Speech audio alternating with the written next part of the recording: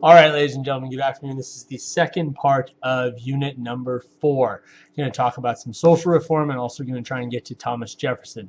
My goal for the video is to focus more on looking at the camera, which is right up here, instead of looking at the screen, which is right over here. Wherever it is, it's over there. Okay, I tend to look over here instead of looking up there, but I'll do my best. You got to set goals, try your best. Okay. We're on the third page of the study guide, ladies and gentlemen, at the top, where it asks us about the Second Great Awakening and how it's different from the first. The Second Great Awakening is a communal effort. The First Great Awakening was really about your soul, how well you're doing in your striving to get to heaven. The Second Great Awakening is about an overall well-being of American society. There are a lot of Americans who would have said that the factory-based industrial style of America was great. We were prosperous, we were strong, we had a big middle class, America was booming. And then there were many who would say that that business addiction, if you will, has brought with it a lot of problems, and those problems needed to be addressed by reforms. In a sense, the problems that come with it, like alcohol, those things can't be simply dealt with by strict discipline and self-motivation. We need something stronger than that. You need an ability to call upon a higher power, if you like, and that higher power is God.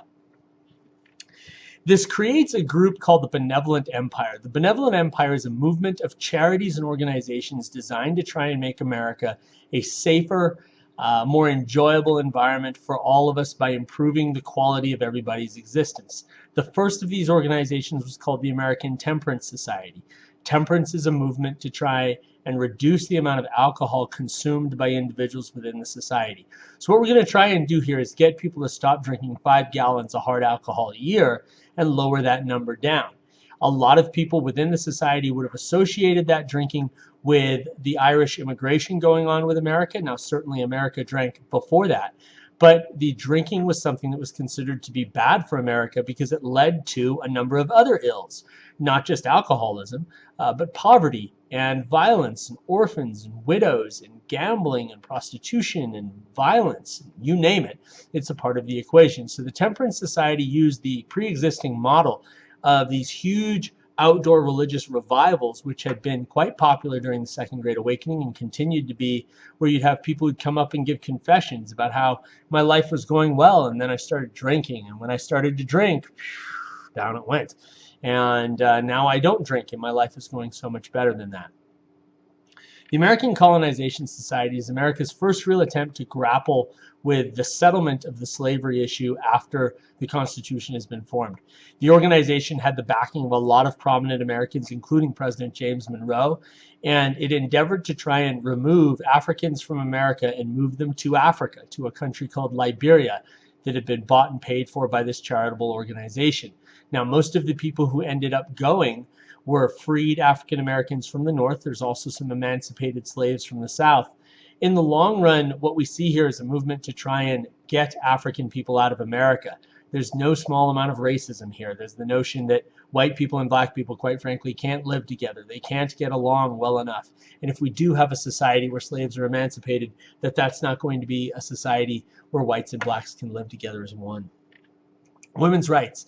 A lot of the women who did the temperance work also did women's rights work. They also did abolition work. So we see the same people popping up time and time again. The women's rights movement reaches its pinnacle in 1848 during this era at a Seneca Falls conference in upstate New York.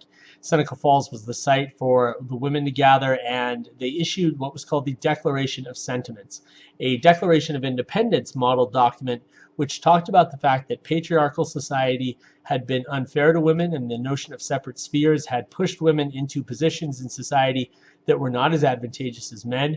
Women deserved opportunity on a legal and political scale. They deserved the right to vote. Utopian communities. And then you have those groups that would tell you all of what I just told you is not going to help, that society simply could not be fixed or tinkered with. What you needed was a massive change, and that massive change could only come by resetting the program. The two groups we're going to talk about here, the Shakers and the Oneida Civilization, both believed that American society was beyond fixing, that society had to be completely changed in order to make it better. And making it better could only begin by changing what we thought the rules were. So for instance, the Shakers are an organization that's committed to perfectibility, to this idea that we can have a perfect form here on earth. Mother Ann Lee Stanley, who was the founder of the movement, believed that she was the second coming of Jesus. She was Jesus's female form. As a result of it, she had created a society where there was going to be communal wealth, where there was gender equality, racial equality, where we're going to work together to try and assure a society that was prosperous and strong and happy. Now, at the same time, there would be no sex, no alcohol, no tobacco, no discussion of war or politics, nothing that might muddy up our perfect souls as we create this perfect place here on earth. The Oneida community drew even more attention and more scorn.